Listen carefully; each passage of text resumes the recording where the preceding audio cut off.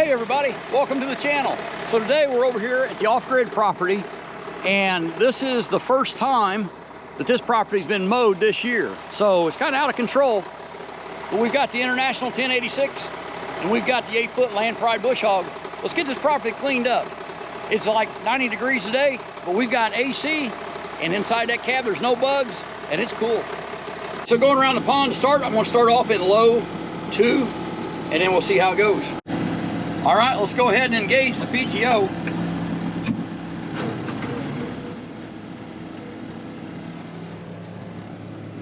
And we've got movement. All right, let's start mowing. This is the property Maggie and I refer to as the off-grid property. For good reason. It's off-grid, and it is property.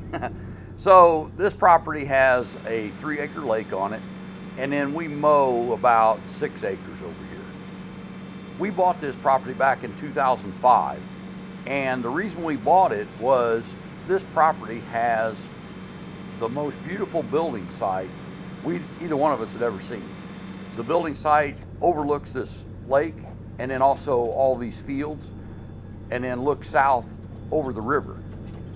And it's 23 acres, and about half of it is up in the woods, and the other half is down here in this pasture in this lake. So from that building site, that's where we plan to build our house that we lived in retirement. After we got the property, we kind of learned a few more things about this property though. First of all, the fact that it's off-grid is awesome. I mean, it is kind of what we thought we wanted. But then we found out how much it costs to get electricity back there. And we're honestly not ready to live in a house that doesn't have electricity. We might put an off-grid cabin or something on here, and that's kind of the plans we've got now. The other thing that this property has is the road that it's on. When we bought it, a bridge had just washed out on that road probably like a year or two before that. And when we bought it, we were told that the county was going to put that bridge back in and open that road back up, which would make it a lot easier to come in off the highway. And also, that is where the electricity would have to come from if somebody was going to truck it in here. It's still probably a mile away though. Well, again, we bought this in 2005. This is 2025, and guess what? There's not even any talk of replacing that bridge that washed out.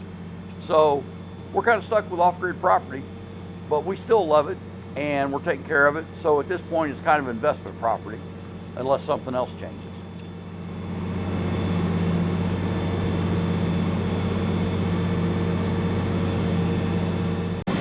We bought this International 1086 2 years ago, and I'll tell you what, this has become one of my favorite pieces of equipment to operate.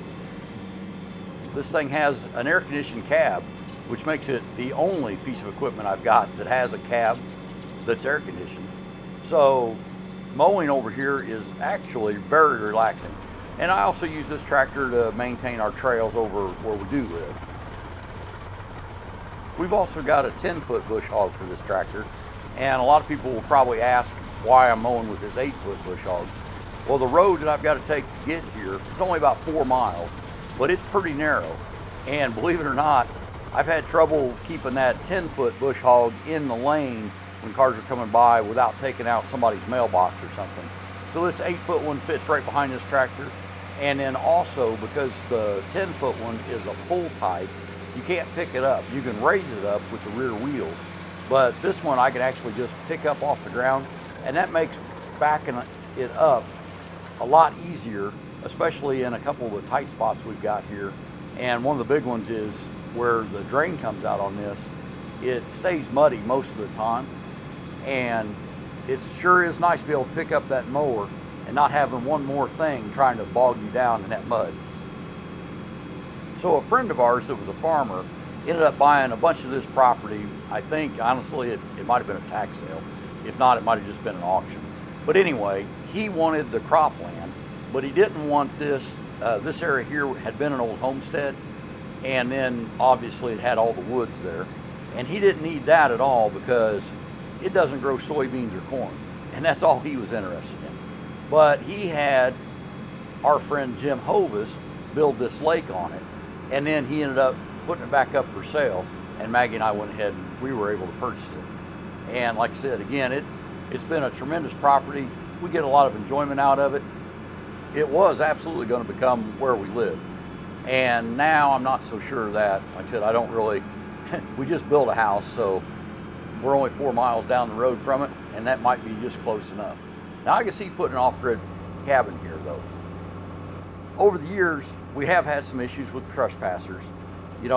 23 acres sitting out by itself on a dead-end road, it's just kind of an attractive nuisance, especially with that lake.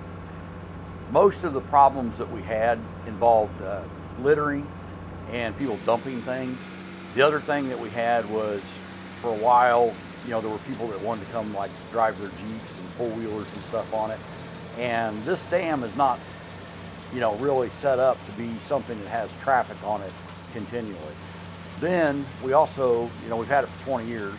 We had a lot of trouble with muskrats, and we had another friend that was a trapper, and he came and cleared those out, and we've been able to maintain that since. But we still just don't want any traffic on this dam, and we sure don't want ruts or mud holes from off-road vehicle activity. We are really blessed to have such good neighbors and friends in general that live around here that kind of help us keep an eye on it, and we appreciate that. And a few of them fish and a couple of them hunt, and like I said, we're fine with that. When we originally bought this property, you got to keep in mind we lived almost 100 miles from here, so there wasn't no running down here every week to make sure that there wasn't somebody dumping trash on this property. And so our friends and neighbors down here absolutely helped us out. Now for the last 5 years, we have lived just 4 miles from this property, but having our good friends and neighbors help us keep an eye on it is still very much appreciated. I really like this view from this tractor cab, and the bank on this obviously is a little steep. It's not too bad. I widened that International tractor out just a little bit with the rear wheels, and it feels stable on this hill, but you got to remember that if anything happens, you definitely want to turn down. Don't turn up if it starts feeling light on the uphill side. But having that cab and that seat belt, like I said, it's appreciated. All right, and that spot's going to clear up the dam and finish this off-camber part, which is the most dangerous part. Also the part that I wear the seatbelt on. All right, so what I'm going to do now is that the dam is finished. I'm going to get out and check the radiator, make sure I don't have too much cramp on the front of that. And then we're going to start mowing all of that, which is always the wettest part of this project.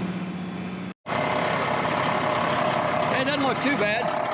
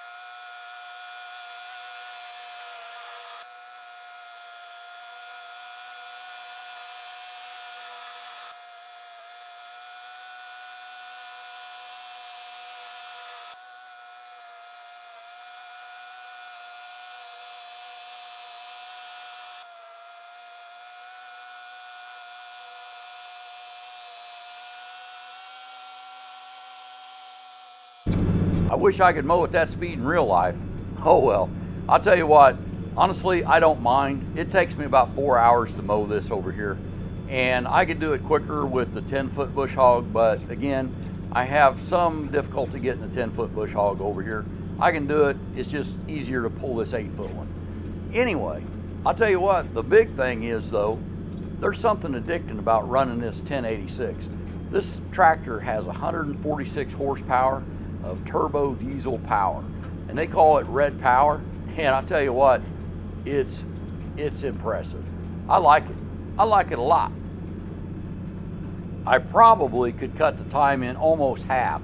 I'm using a lot of low, I use only low gear, but I'm using a lot of first gear and some second. I do use third on this next section, and I've never mowed in any of the high gears. But the reason I didn't is because this is the first time this year that this has been mowed. This has been an unusually wet summer, and just probably 3 weeks ago we had our last 5-inch rain, and actually right now we're in a burn ban because after that 5-inch rain, it just totally quit raining and has been dry now for probably the last 4 weeks, which is why I'm getting ready to come over here and get this mowed and get it done, because tonight it's supposed to start raining, and we've got rain in the forecast in the entire 10-day forecast from here on out.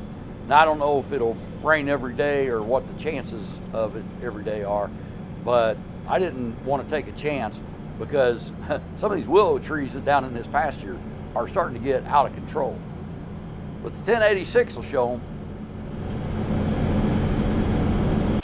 All right, well, I thought I had all that recorded, but after I went to turn the camera off, I think I didn't have it at all. But just like that, the worst part of this is done. So all of the hill of the dam, and then down here where it's so wet usually, I did almost get stuck right at the deepest spot, but I hit the diff lock on that tractor and she pulled right through. All right, the other thing is I've switched to third gear in low still, and we're trucking right along. The bugs are horrible. Luckily, that cab is super nice. Let's finish this up.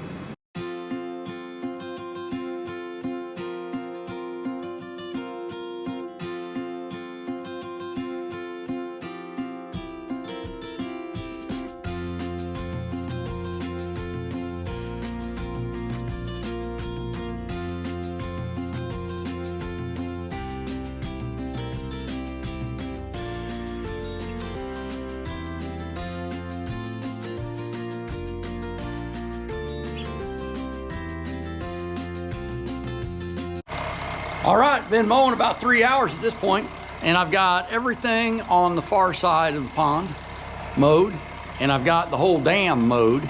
And the 1086 is doing fantastic. All I've got left is this little jungle along this section, which is a pretty small part, probably take me about 20 minutes. So I'll probably go ahead and wrap the video up here. Maybe I'll do a shot of the overall deal when it's done. But if you got anything out of this video, give us a thumbs up. It absolutely helps our channel. And we invite you to subscribe to see more. I never get tired of looking at this lake. I tell you what, it's one of the prettiest ones that I've ever seen.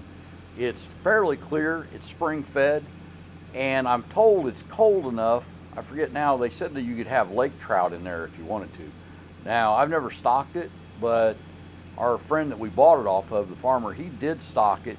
And I know that there's a lot of bass in there. There's a lot of catfish in there, so pretty nice pond.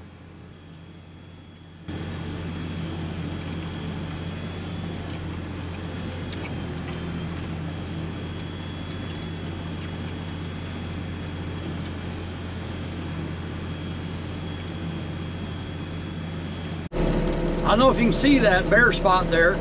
But that's a yellow jacket nest, and they're highly mad. But you know what? In this cab, we don't care. I saw a couple of them bounce off the window, and then I looked down, and I mean, the whole ground is moving over there. One more good reason for a cab. Maggie and I sure appreciate everybody that watches these videos. And if you've got any comments either about this property or anything about the channel, please put them in the comments below. The next task here is to trim around the edge of this pond. We'll be using our new skid steer brush cutter for that. And if you don't want to miss it, you might think about subscribing. Have a great day and be safe.